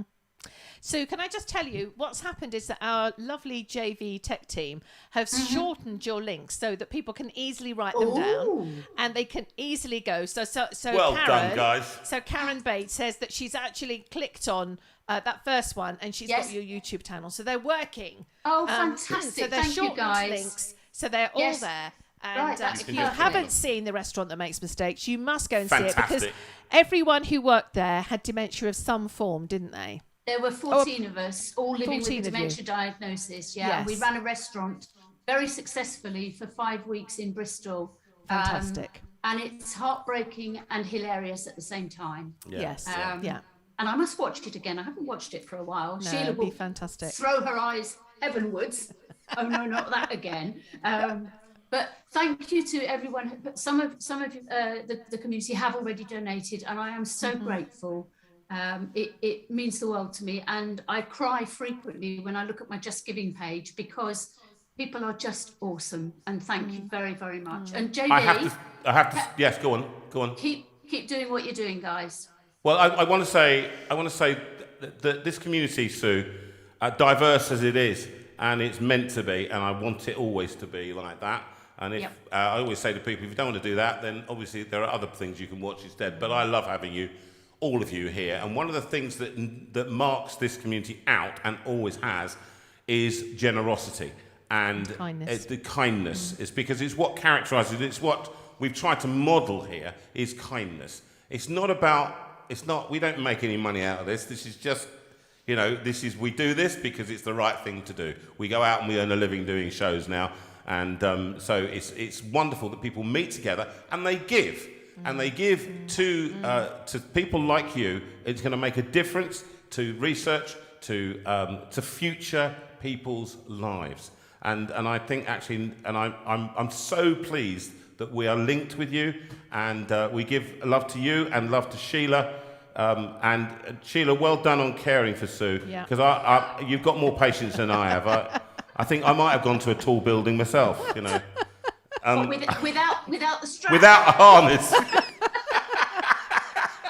And Sue, thank you so much, because I know I've been catching the comments on Facebook as I've been going along. So many people appreciate your openness, your honesty, your sharing of your story. Because it resonates with them. It's helping them, because they know that their mother, their father, their husband, whatever, has these wild swings of emotion, and it's helping them to understand that it's something that is real and happens frequently, but that actually, you are showing us that it's possible to talk about it, it's possible to find a way through it. But you are doing exactly what you've said you wanted to do, which is raising awareness.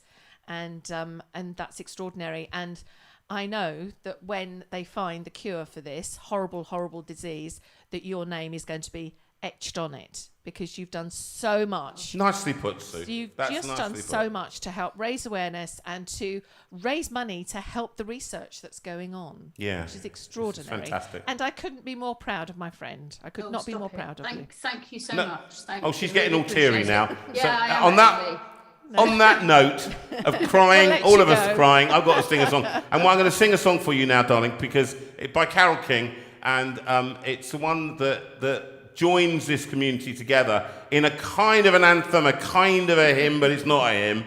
And it's called You've Got a Friend, and that's what we hope to have been to you. Okay, this is for Sue. Okay. Bye. Love you lots. Thanks, darling.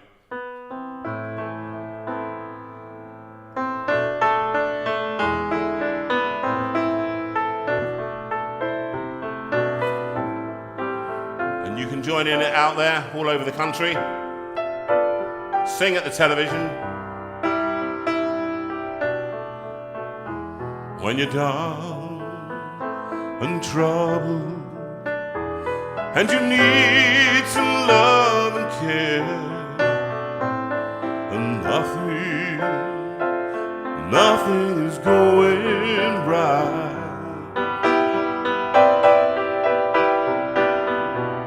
Close your eyes and think of me, and soon I will be there to brighten up even your darkest night.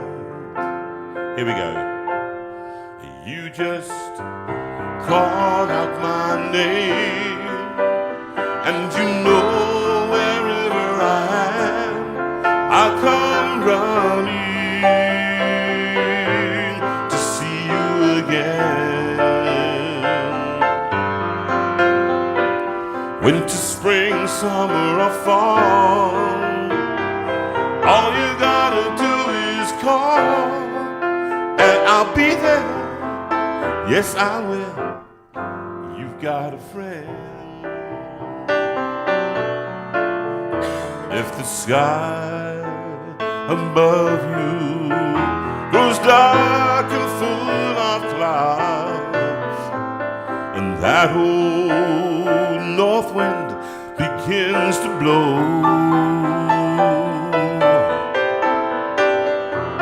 keep your head together now, call my name out loud, and soon I'll be knocking at your door. You just call out my name, and you know wherever I am, I'll come running to see you again. Winter, spring, summer, or fall, all you gotta do is call, and I'll be there. Yes, I will. Now, ain't it good to know that you got a friend when people can be so cold? They'll hurt you And desert you. and take your soul if you let them, but don't you let them. You just call out my name, and you know wherever I am, I'll come running to see you again. Winter, spring, summer, or fall, all you gotta do is call, and I'll be there. Yes, I will. You got a friend, oh darling. You got a friend, oh darling. You got a friend, my darling. You got a friend. Last time. You got a friend. Okay, one more time. I did this for so long, didn't I? Go on. You got a friend.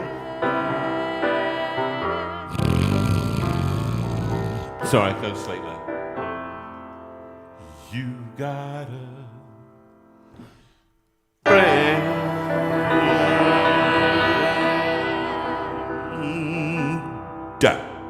Lovely to have Sue with us again, Yes, raising bless her. awareness of dementia, vascular dementia, dementia of all kinds. People living in a kind of a twilight world. I think we went to see, it's the first time I could go and see my mother-in-law, actually, at the home. They've had to relax the rules at last. And so in we went, and we walked around the garden. And it was good for a while, and pretty awful for a lot of it, where she looked at her name and didn't recognise it. Yeah, that was hard. Which was hard. She saw her name on her walker, and she said, "Oh, Pamela Elvin, who's that then?" So that's one thing. The other, but the Yeah. good thing was, and this is what I've kind of focused on, is that she knows Alan Titchmarsh terribly Oh, well. stop it. No, but she saw. But that's interesting, isn't it? So she saw a picture of Alan Titchmarsh. Yes, she gets very excited because she says that she knows him. She doesn't actually know him. But- her sister knows his wife, but somehow it's become morphed translated. into.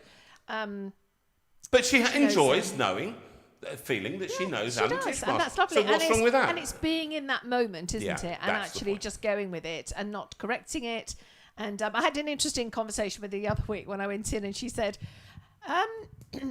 "Your husband," I know, she said, "You've thrown Jonathan out, haven't you?" At which point my aunt fell about laughing, and I said, "Which Jonathan are you talking about? Because I haven't thrown my husband Jonathan out." I thought that was quite a quick response, actually, to try and stay in the moment without saying, "Yes, I have," and not before time. Yeah. Now, completely out of the thing. This one.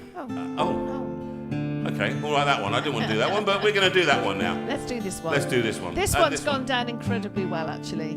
Across the country. He's been singing it at the concerts, and people have so enjoyed it. And With Bryn Howarth really on slide touching, guitar. really lovely. Oh, I want Jesus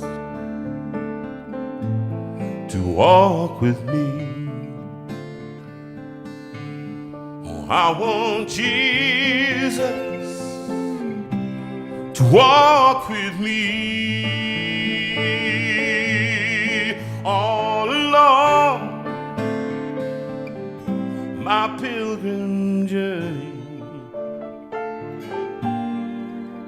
I want Jesus to walk with me.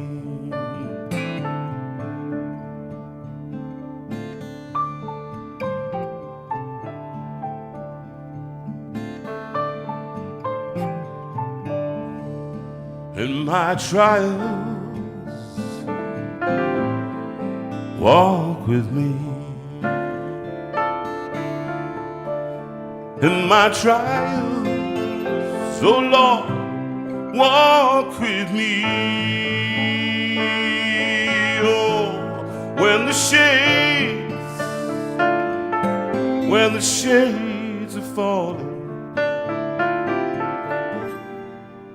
I want Jesus to walk with me.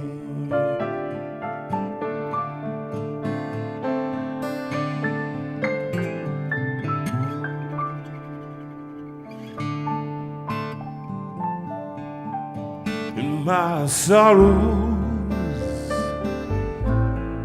walk with me. In my sorrows, walk with me. Oh, when my heart is aching,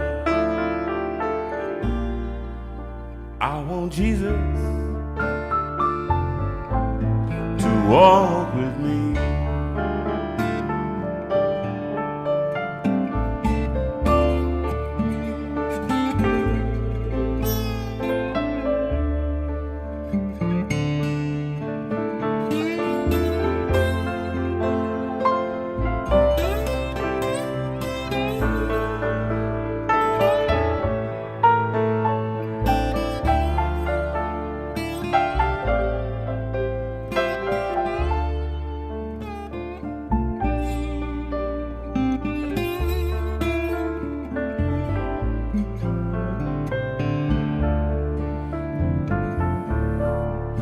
And my joys,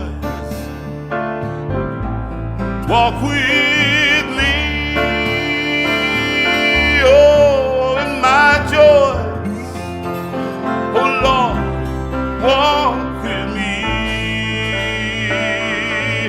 Oh, when my life is filled with laughter, I want Jesus to walk with me.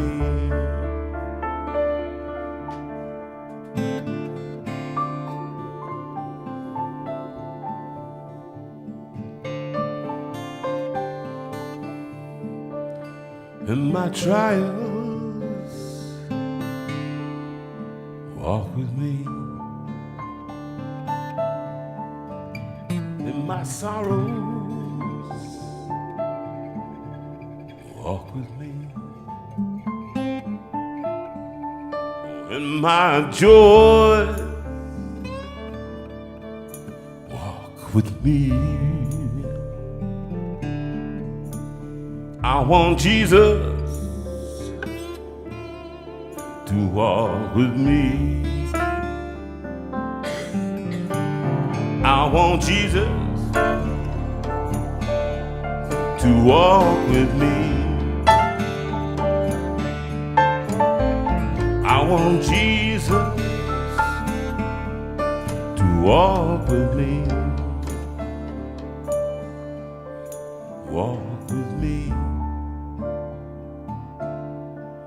Walk with me.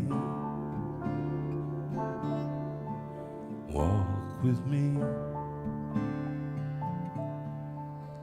Walk with me.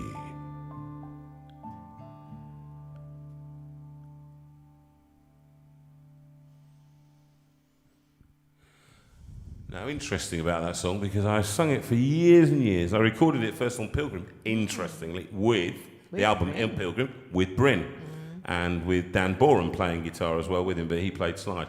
And that song became a song I sung at the end of every night.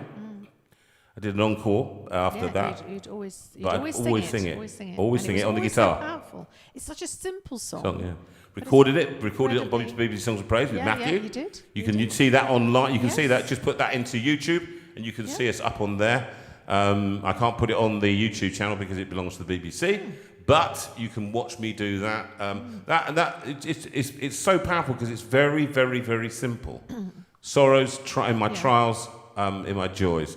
And that Joys was written by our friend John John Bathgate. Bathgate, Yeah. who's up in Scotland, and very grateful for that. Now, I wanted to do... Hang on. What- There's what? a lot of anxiety about you and your meds. Have you taken them? It has to be at 10:02, doesn't it? Yeah. I didn't finish. It's Oh, no, 9:40. I thought It's it was 9:50. 9:45. It's my fault, folks, because I was a bit late giving him food, so he has to wait 2 hours. We were rehearsing, and we can't So do... it's a bit late getting the food, can't but do he will meds. have it. He will But I'll have his it in meds. 5 minutes or so. That So will what be are you about going to right. sing next? I want to sing Stars. Okay, so this because is for that Joanne one's for Joanne Newson. Newson. So And I haven't sung it for a bit, and let me see if I can... see if you can do it. But yes. Hooray! Oh, Ooh, what did that you was just close. knock? And I'll do it rather than from the... Okay. So Joe, this is for you. I know you've had a rough week or 6. So this is what you wanted. You wanted something from Les Mis, and this one is for you.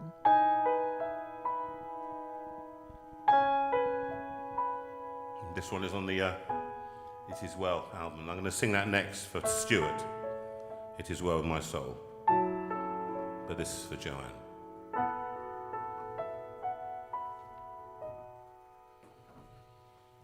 There,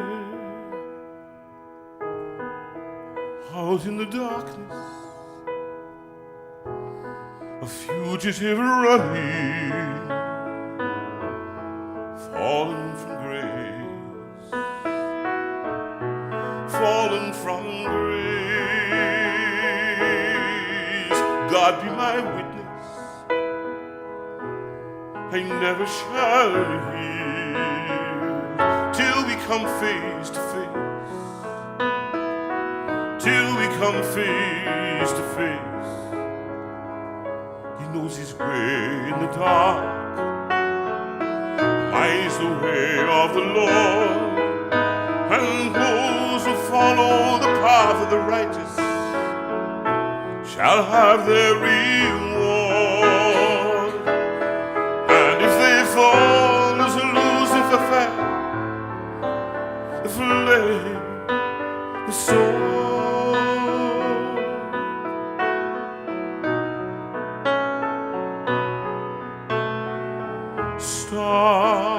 Stars in your multitudes, scarce to be counted, filling the darkness with order and light. You are the sentinels, silent and sure, keeping watch in the night, keeping watch in the night. You know your place in the sky, you know your hopes and your aim, and each in your season returns and returns, and is always the same. And if they fall as the Lucifer fell, you fall in flame.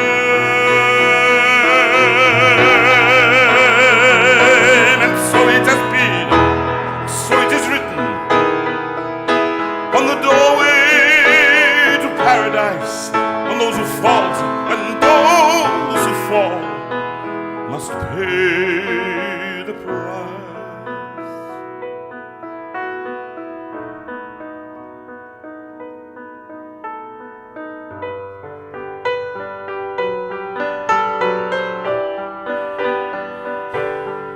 Lord, let me find him, that I may see him safe behind the bars.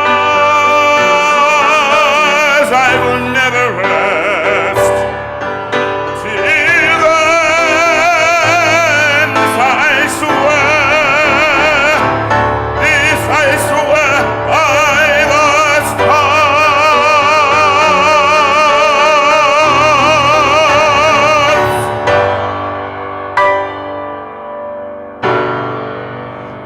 Just not big enough, is it? It's not big enough. I think you should do it bigger. Gordon Bennett, that's a big one. to It's a sing. big one. It's a big one. So I'm did now you? taking tablets. Okay, and I'm taking gonna sing- tablets. Just to speak about Stuart and Yes. his mum. So this next one is going to be It As Well, which you're going to be singing on your own, by the way. Yeah. And Stuart, Stuart's dear mum died. I think it was it around the 12th of April, something like that. And it was a fairly swift journey from diagnosis to the end, and many of us were praying that his mum would be peaceful and that it would be as painless as possible, and that her partner of many years, her husband, would able to be with her, and that was exactly the way it was. And so it's never good to lose your parent, but I think Stuart would be the first to say that actually it was a good death in that sense, but it's hard. And also for John Dix, I think. Yes, for John Dick, who's also lost his mother recently. Lots of people actually I want to include in this one. And also, we've mentioned a number of people. Michelle Stevenson, you're sitting with your mother over the next few days as she leaves us. She's also got dementia, so you know that she is on her final journey. We've got Rachel Eves in hospital. We've got Liz, she's concerned. We've got Lynn Bird, obviously. We've got Karen Spicer and Rob Barron. You're about to have your operation on Tuesday. So there's a lot of people who need to know that it is well with my soul. It may not be well in your head, but it is well with your soul. And after this, we're going to do the backing track of It Is of All That Matters. When peace like a river attendeth my way, when sorrows like sea billows roll, whatever my lot, you have taught me to say, it is well with my soul. It is well with my soul.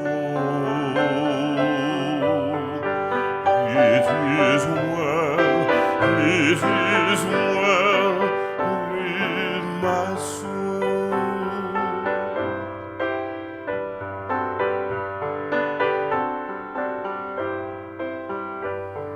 I sing all the bliss of this glorious thought.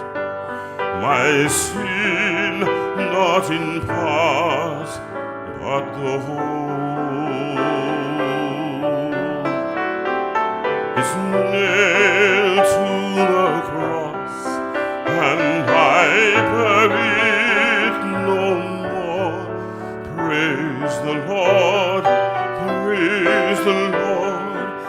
oh my soul. It is well with my soul. It is well with my soul.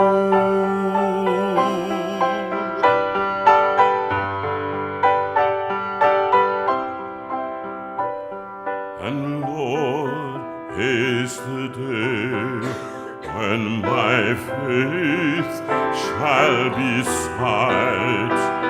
The clouds be rolled back as a scroll, or the trumpet shall sound, and the Lord shall descend. Even so, it is well with my soul. It is well.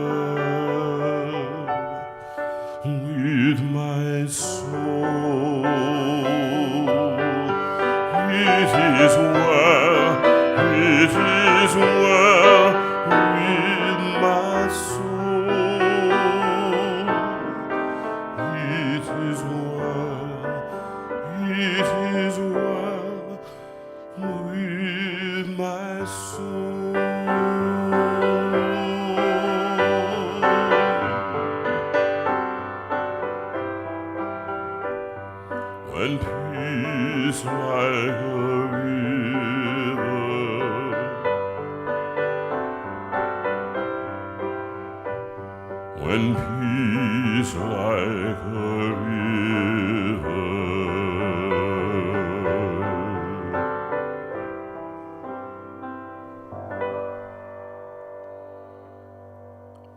And that was recorded way back in Nashville. Nashville, and thank you for that, and for everyone who is struggling.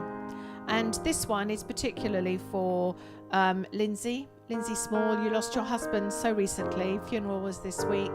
And also for Veira Clay, your favourite song. It's your birthday on Thursday. So all that matters is for you two. He is life in all its mystery, the beauty and the tragedy,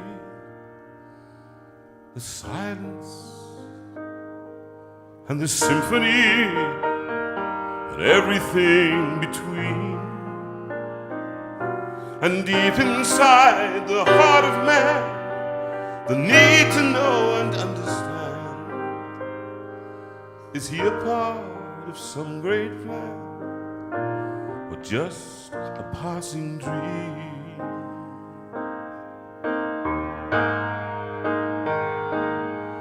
Philosophers philosophize, but rarely look you in the eyes. And politics is compromise that rides the ebb and flow. And money talks and fashion screams to fill the space inside your dreams. If you want something to believe, I'll tell you what I know.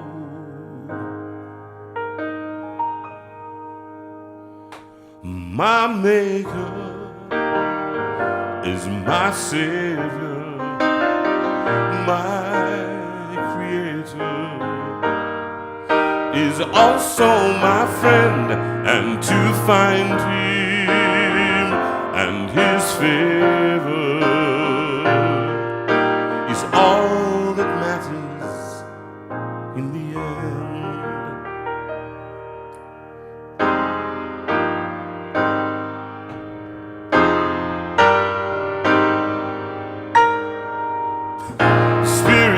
Of the age decrees, we may not speak in certainties, but that's what Jesus is to me, the bedrock of my soul, a savior who can really save, a power stronger than the grave, the greatest gift I'll ever have, the deepest joy I know. My maker is my savior, my creator is also my friend, and to find him and his favor is all that matters. He's all that matters. He's all that matters in the end.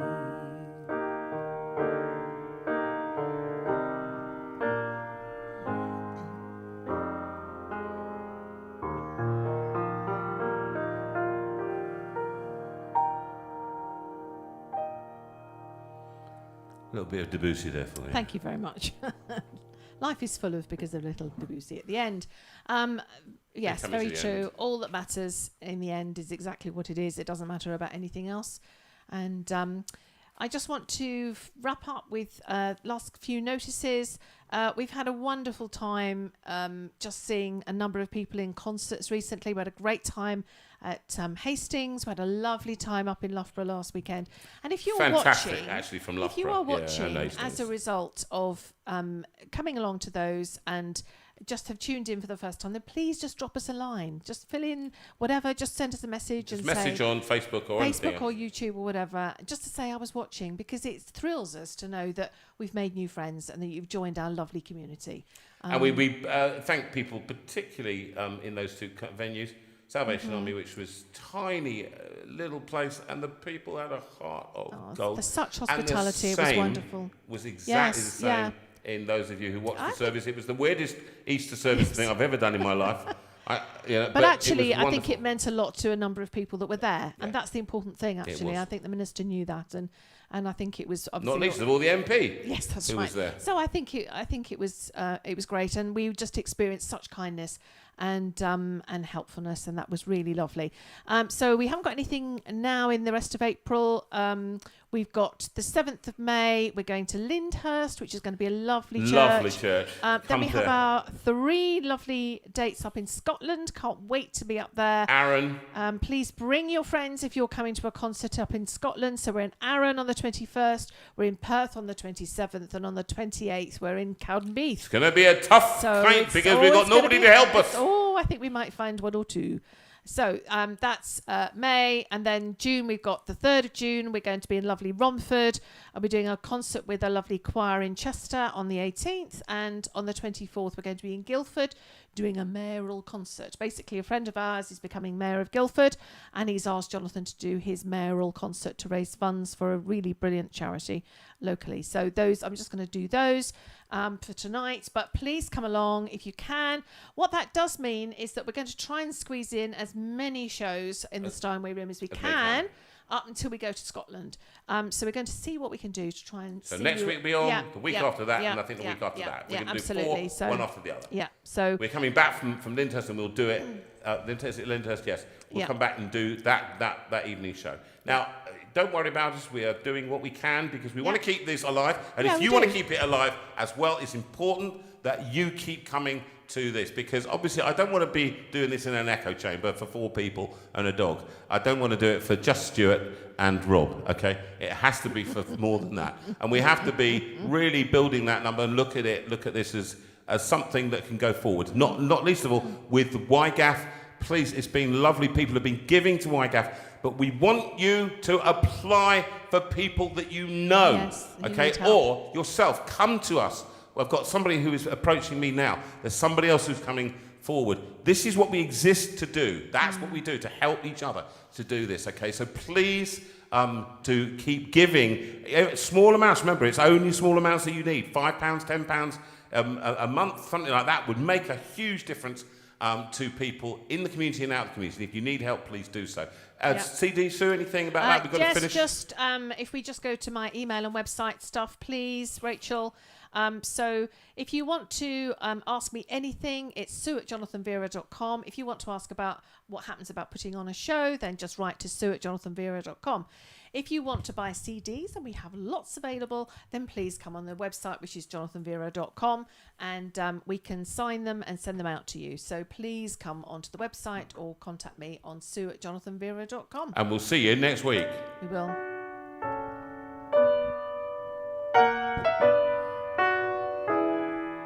What am I seeing? That was Madame Butterfly. That's what they do in Act 1, Scene 1. And thank you, Rachel. So, another test card, 2 in 1 night. Thank you. And so that was the last thing I want to say is I sat in the car, Sue and I, and we listened to La Bohème and Puccini and the genius of the opera, and I realised why I was an international opera singer, because I love doing it. I love performing. It was the piece. actually It was very moving. the most beautiful evening. We were driving around. We had La Bohème on. I don't really know that opera very well because you've never been in it particularly. But I've sung lots of bits in it. Of bits, remember. And I know it very well. But and the Bluebell Woods were amazing. Absolutely amazing. So it was beautiful. So finding small joys where you are. So we wish you peace. We wish you comfort this week. And Jonathan is going to sing this on his own, I'm afraid. Go peaceful in gentleness through the violence of these days. Give freely, show tenderness in all your ways. Through darkness, in troubled times, let holiness be your aim. Seek wisdom, let faithfulness burn like a flame. God speed you, God lead you, and keep you wrapped around his heart. May you be known, my love.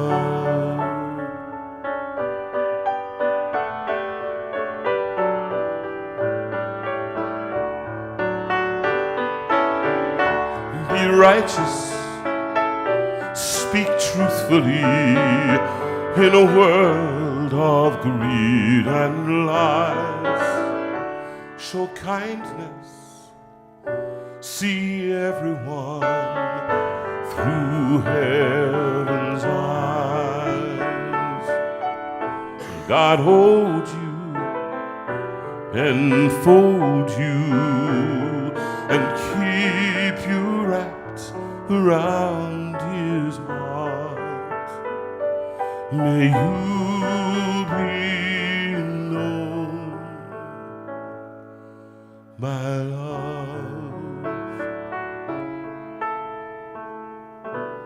We send love out to also Dan Bellamy wrote, and so we send love out to him tonight. The Lord bless you and keep you. The Lord make his face to shine on you. The Lord bless you and keep you, and give you his peace. The Lord bless you and keep you. The Lord make his face to shine on you.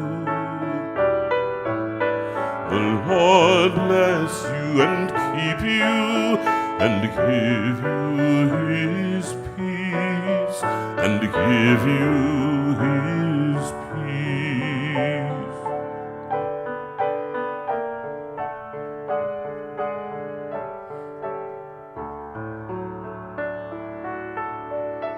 The Lord bless you and keep you. Sing it with us. The Lord turn his face toward you. The Lord bless you and keep you, and be gracious